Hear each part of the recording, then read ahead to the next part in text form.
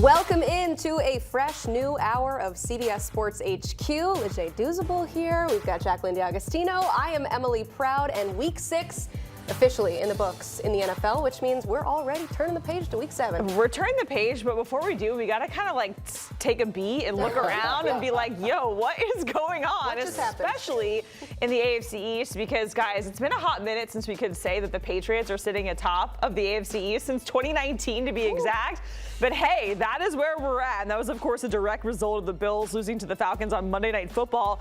So New England, Buffalo, both sitting at 4-2. But of course, the Patriots hold that tiebreaker. So we're looking at the current NFL playoff picture. And look at that. The 1 seeds. Who would have thought?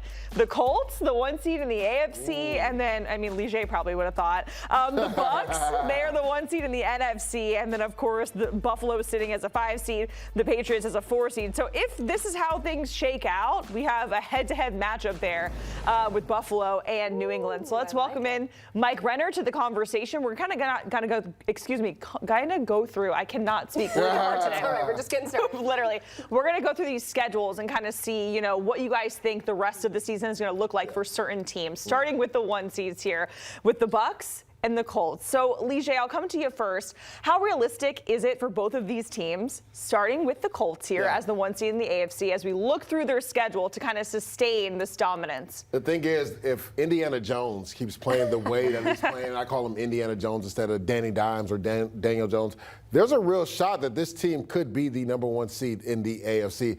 And this is what I think Shane Steichen was picturing when he put Daniel Jones into the starting lineup. He felt like if he got that 2022 Daniel Jones, and he's actually playing better than that, right? The 2022 Giants Daniel Jones, that he felt like the last couple years, they've been a game or game and a half outside the playoff hunt, right? And they've had inept quarterback play. And that guy right there, Jonathan Taylor, right now is the leading candidate for Offensive Player of the Year. So there is a realistic chance if the Colts continue to win, because let's not forget, because they weren't a playoff team last year, because they weren't even, I believe they were second in that division, they don't have a first place schedule. So the schedule doesn't get as hard for them. So if Daniel Jones continues to play like this, there's a real chance right now. I know the Chiefs are coming. They're not on the graphic right now. But the Colts, they're a respectable team that people need to take account of right now. And so, Mike, if we look over at the NFC, right, it's amazing that the Bucs are where they are when you consider all of the injuries that they're dealing with. But if we're looking at their schedule here, how do you think, you know, this is sustainable for Tampa Bay, or is it? I obviously think it is, because my pick this year for the number 1 seed in the NFC was the Bucs. So I saw this coming. No, I didn't actually see this coming. I didn't think they'd be this good with all the injuries they've had. But that only makes me feel better about how they're going to fare down the stretch when they do get the right side of their offensive line back, when they do get Mike Evans and Chris Godwin back healthy. Like, this is a sleeping giant. I don't think this is just a fun story. This team could legitimately win the NFC, given how deep they are. I mean, they're deep along the defensive line. They're deep at receiver. They're deep in their secondary. And we're seeing a lot of teams, when injuries have struck, just really go in the tank. The Bucs are not one of them. And so to sit atop at 5-1 right now, they got to be happy as heck. They are in the driver's seat, in my opinion, in the NFC. It's pretty wild. 2 players scored their first ever NFL touchdowns for the Bucs. That just tells you how deep they had to go in the well when it came to those. They got to work on the MVP chants. Who thinks, you know, the chants are going? It was for Tez Johnson, remember? That's what he thought. We'll get there eventually. How about the Patriots? You said it. I mean, they are atop the AFC East.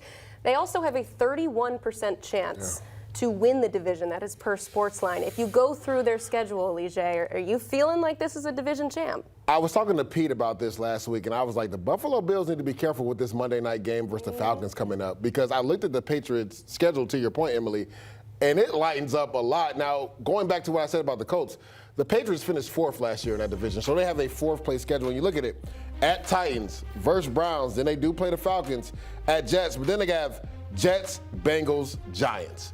Now, it does get a little tougher at the end, right? Bills, we're assuming that the Ravens come back, so I have them losing right there. I have them finishing at 10-7, and that could win them the division, right? I do have them splitting with the Buffalo Bills.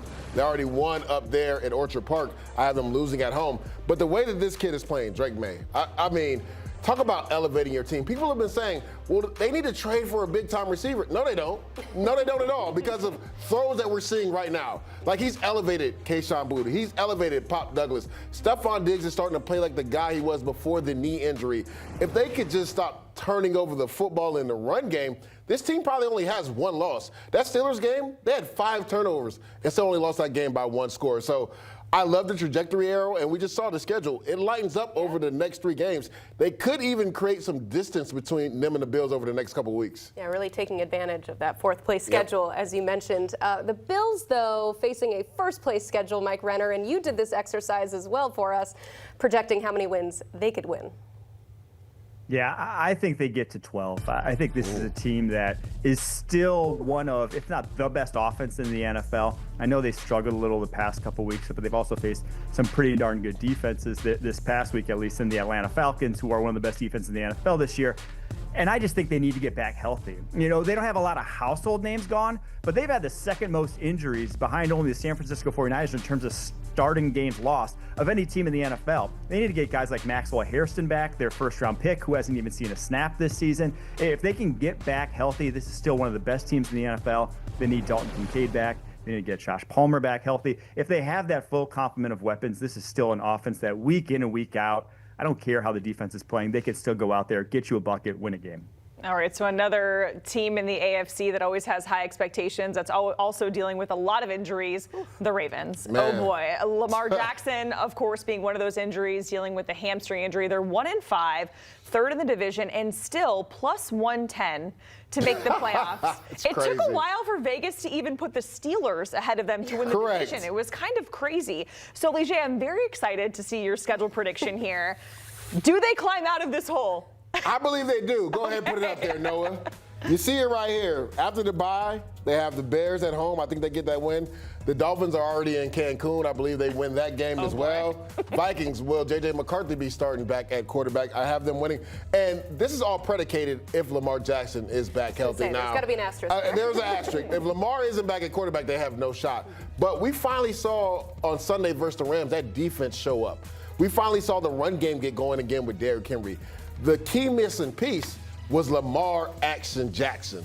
So if he comes back, they probably had the toughest start to a schedule out of any team in the NFL, but it lightens up significantly the back half of the season. And that's why Vegas, to your point, Jacqueline, for so long, still had them as the favorites to win the AFC North. They just changed it this past week, and you see it. It's plus 110 still for them to make the playoffs. I believe if everybody comes back healthy, they can make a significant run. If we stick with the AFC, Mike, I don't know why we keep doing this as an NFL community. We let the Chiefs back in. Just when we think they're mortal, they come right back in, and they add more weapons this week, which we'll definitely talk about in just a little bit. But when you look at the schedule as a whole for the Chiefs, what do you put their likelihood of making the playoffs? Because right now they're on the outside looking in. Yeah, this team's making the playoffs. We don't have to debate if and when. It's going to happen. We all know it. I do just think they will be a little up and down. That's the factor of losing what they've lost on the defensive side of the ball over the past few years. They are now back to an offensive football team after basically every game last year, all those tight wins, they got the stop when it mattered most. They don't really have that this year, so I think it'll still be rocky. I have them winning 10 games this season. That's obviously going to get you in the playoffs with how weak the AFC has been. But I love the trend they're on. The explosive pass rate the last 3 weeks is identical to their explosive pass rate when they had Tyreek Hill back. And oh, by the way, that was when Xavier Worthy came back over the past 3 weeks. They now have that element to their game. They were bottom 5 in explosive pass play rate last year. Now one of the best in the NFL, and they're getting Rashee Rice back. So it's going to be a lot of shootouts, but this team is going to make the playoffs, and they're going to be as dangerous as anyone come January yet again. Yeah, and we're going to talk more about the Chiefs and the Raiders and Rashee Rice coming back and all of that a little bit later in the show. Finally, I want to talk about the Commanders and the Bears, because this was kind of like a Bears revenge game based off of what we saw with these two teams last season and how it ended with the Hail Mary and everything.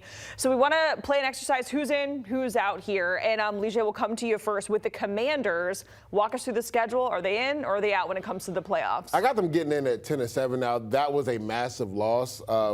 I thought if that game goes their way, they maybe even fight for the divisional crown. But they have a gauntlet of a schedule. When you look at games at the Chiefs versus the Seahawks versus the Lions, right? Those are tough games. I have them losing 2 out of those 3 games. But then they go on that run between the Vikings and the Cowboys. I have them rattling off 4 straight and then losing to the Eagles at the end of the year. And then they also have the Denver Broncos, who have the best defense in football. So this is a tough schedule for Jaden Daniels. And more than anything, They need scary Terry McLaurin back, and they have to take care of the football.